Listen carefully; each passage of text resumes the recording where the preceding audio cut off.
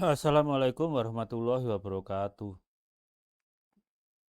Teman-teman, saya ingin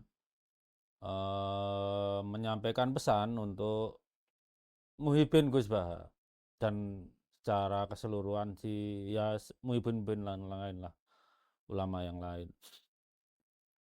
Tapi sebelumnya saya ingin memberi kredit kepada Gus Baha. Yang saya sukai dari Gus Baha ini adalah mengajak kita itu berislam secara menyenangkan. Jadi Gus Baha itu termasuk tokoh yang berhasil menunjukkan bahwa Allah itu Rahman dan Rohim loh, bahwa Allah itu mencintai kalian loh. Itu Gus Baha termasuk seperti itu dibanding ya maaf ulama-ulama Wahabi yang sering menempatkan Allah itu sebagai tokoh yang maaf bukan tokoh menempatkan Allah sebagai zat yang antagonis itu. Jadi Gus Baha itu menjadikan beragamalah dengan optimis itu. Saya belum nonton Gus Baha, tapi kalau masalah dikritiki yang kemarin-kemarin tuh, saya cuma berpesan kepada Muhyiddinnya. Ulama itu kan jamaknya aliman ya. Alim itu karena ilmunya. Kalau kalian sudah mengidolakan orang, satu orang alim ya, kita bahasa Indonesia kan jadi satu ulama itu udah jadi kata serapan lah.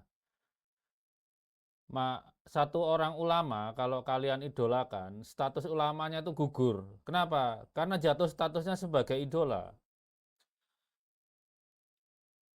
Antara ulama dengan apa ya murid-muridnya, murid ini ya pengertian akademik gitu ya. Itu maka murid itu pasti suatu saat suatu saat itu akan berani mengkritik gurunya. Seperti Imam Syafi'i berani mengkritik Imam Malik.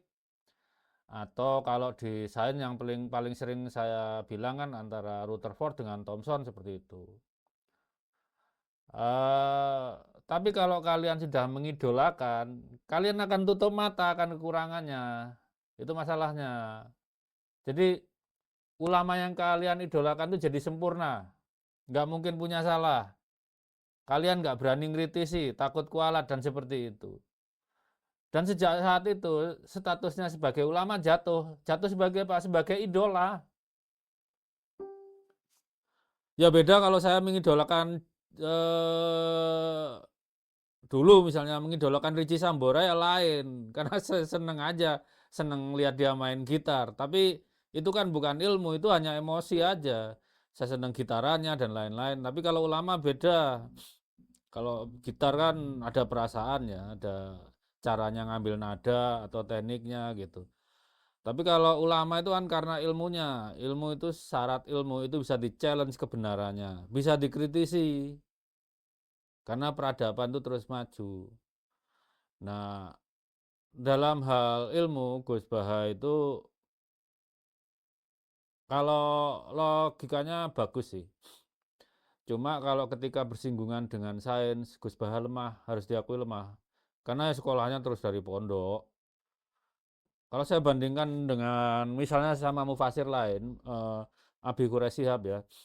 Profesor Quraisyihab itu lebih matang ketika bersinggungan dengan ilmu. Tahu batas itu. Artinya tidak tidak Profesor Quraisyihab itu tidak akan mengeluarkan statement yang spekulatif. Gus Baha itu berani spekulasi walaupun belum ngerti. Contoh, coba kalian lihat, saya udah malas nyari-nyari. Gus Baha itu dalam persinggungan tentang biologi aja pernah membahas tentang zigot manusia, tapi nggak ngerti zigot. Zigot itu apaan enggak. Contoh kedua tentang membahas Kekaisaran Utsmani. Gus Baha itu pernah bicara kalau Kekaisaran Utsmani ini karena disebut Utsmani karena keturunan Sayyidina Utsman. Padahal Kekaisaran Utsmani itu karena raja pertamanya, sultan pertamanya adalah Utsman I. Seorang yang memang asli etnis Turki gitu ya. Yang dulu pernah jadi gubernur di Kesultanan, saya lupa, Kesultanan Mamluk apa Seljuk lah. Sebelumnya pejabat di kerajaan sebelumnya yang akhirnya diruntuhkan keturunannya. Jadi di situ kalau kita kalau kita misalnya mengidolakan Gus Baha, kita akan melihat Gus Baha ngomongnya selalu benar gitu. Kalau saya kan beda, udah diajari kritis. Jadi kalau salah ya saya bilang salah, kalau benar ya saya bilang benar. Jadi kalau ini ya nasihat saya ke Muhyiddin Kusbaha, bukan Kusbahanya sendiri.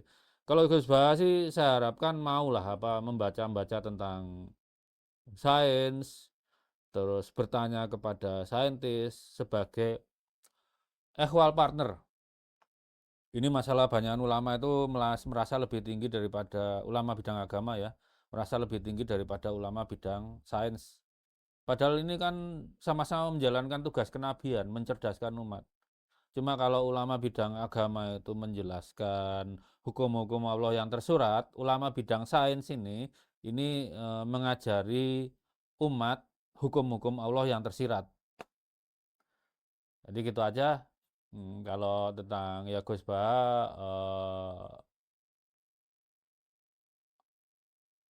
apa itu saja kekurangannya.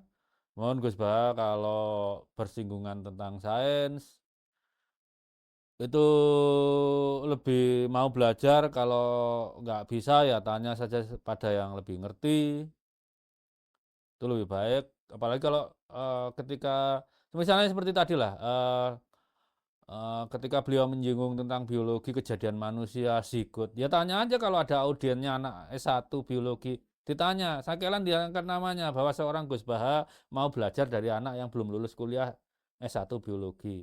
Kemudian kalau mengklaim Kesultanan Ottoman, maksudnya Ottoman Turki adalah keturunan Sayyidina Umar, ya ditanya kalau di situ ada ahli sejarah, itu akan jadi pengkajian yang sehat.